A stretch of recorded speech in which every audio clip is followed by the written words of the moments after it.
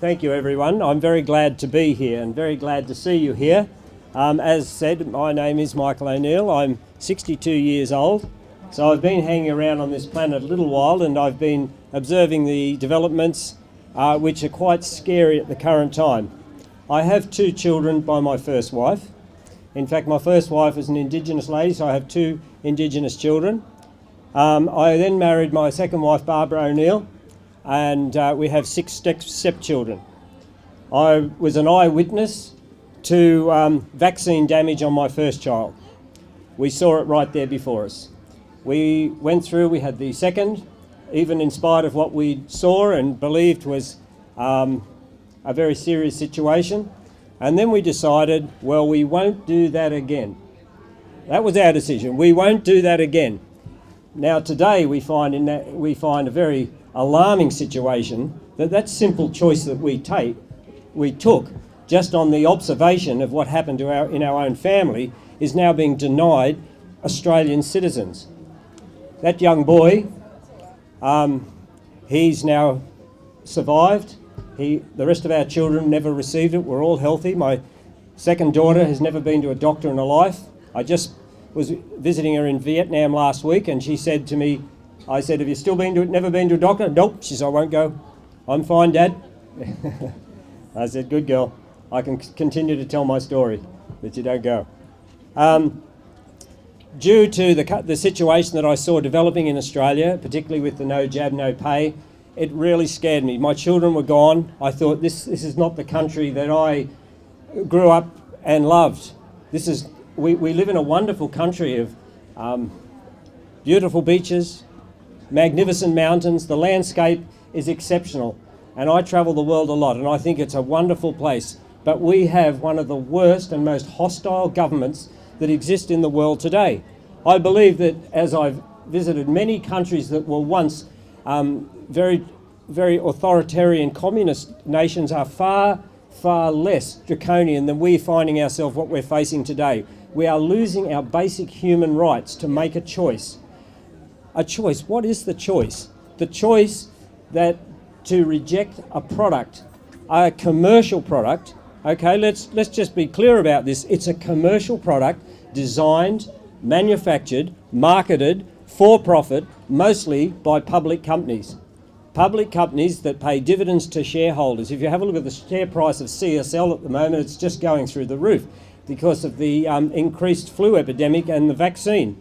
While we're on that point, isn't it alarming that we now have, we can read in the papers that we have on history, 2019 is the worst flu on record.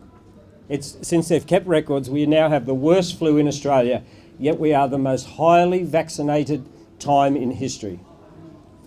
We can only draw a conclusion on that of two things. One, it doesn't work, or two, it's the cause.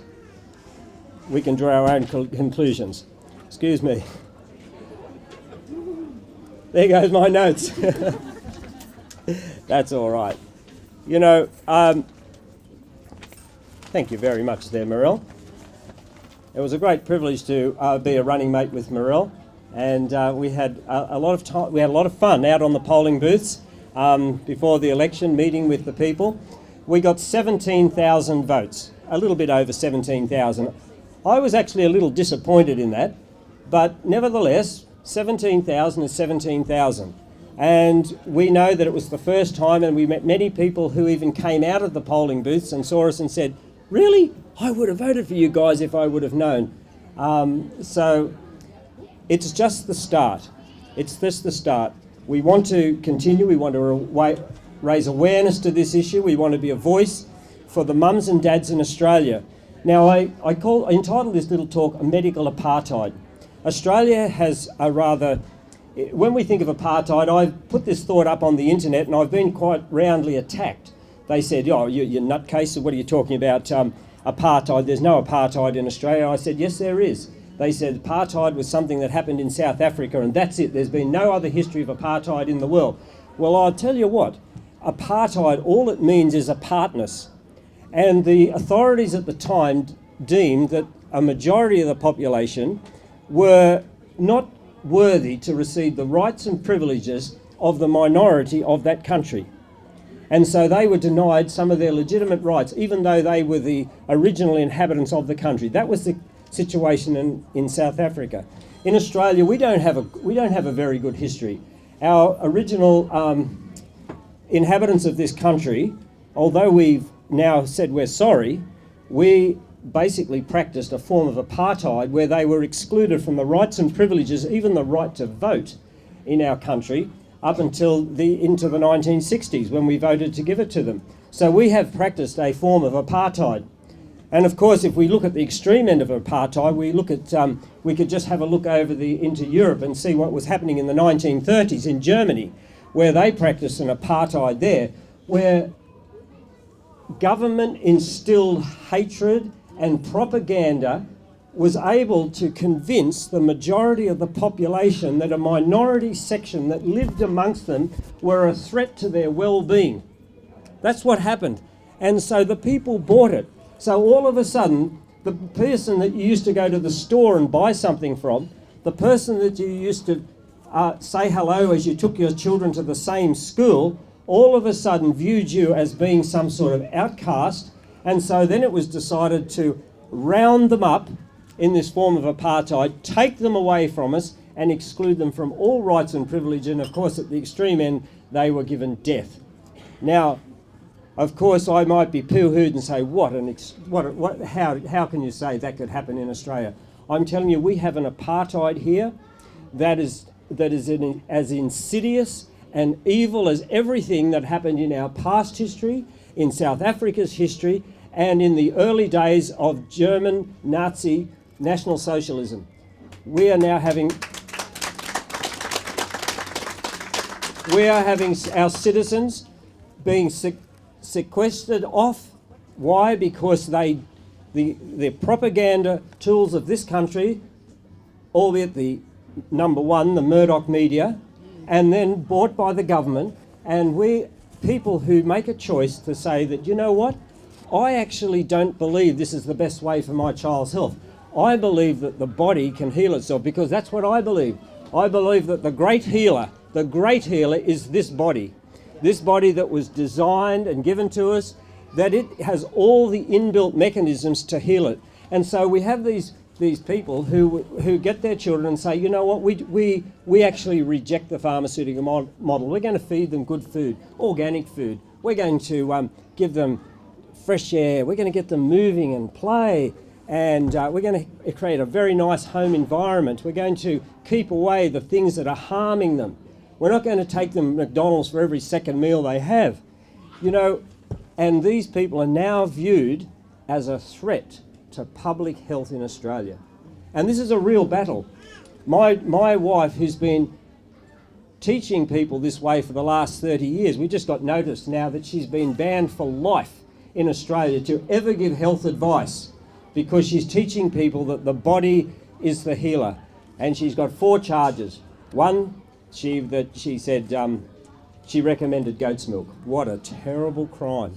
She recommended. They said it's potentially fatal. Even though no one has actually died from it, they said it's potentially fatal. She's given misinformation on vaccines. Really? Misinformation on vaccines? She said all vaccines hold a risk. And when asked why she said such a thing, she said because it says so on the wrappers.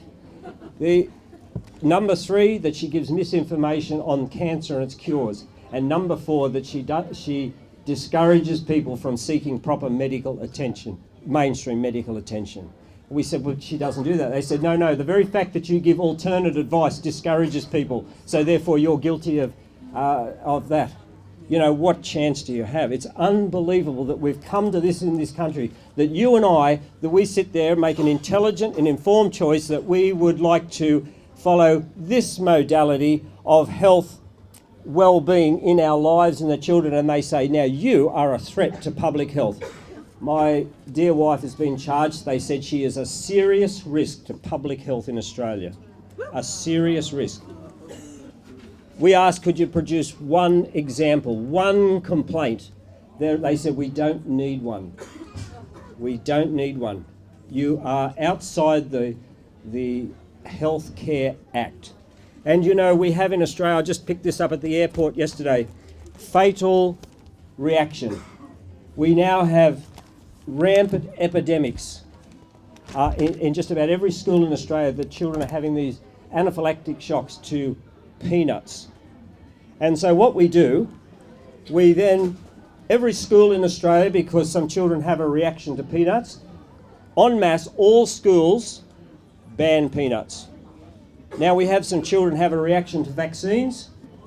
The entire government legislates that mandates that we must have it. I mean, have we gone mad? Have we gone mad? I believe, and I believe someone's going to talk about this a little later on, so I won't say anything. How has this come about that we are in such a mad state? We need to take hold of our life, and I've started this party. I was looking to my retirement and thinking I might kick my heels up and on a beach somewhere, but you know, this is a crisis. My son, he went overseas, fought in Afghanistan for this country, for other people who don't live here, other citizens. It wasn't my choice that he go, I can tell you, but that was his choice, that he went to fight for the freedom of people that were losing it and oppressed. We are losing our freedom in Australia, and I thought, well, I can fight for that. I care, I really do. And someone warned me one day, they said, you know, Michael, they'll take everything you got. They'll clean you out, they'll ruin you. And we are now experiencing that. They are systematically going through our business. They've gone through our tax. It's unbelievable. But you know what? We are of a good courage because we know we fight for the right. Yeah. And right is right and is always right. And they are on the wrong side. They are on the wrong side of the argument. They are dealing with lies and misinformation. We are dealing with truth, and the truth will always prevail. And I feel very comfortable fighting a fight that I'm on the side of the truth. And we need to take courage that this is a fight of truth. And it may get worse. We may see the rise of total irrationality as the propaganda machines ramp up their insidious and evil work and set Australian against Australian. So hold fast, enjoy the rest of the day, and consider any way that you might like to help with IMOP, the political party we've started, whether to be on our board, to be a helper. And I'd like to just thank you all for coming, and I'd like to hand over to our next speaker. Thank you.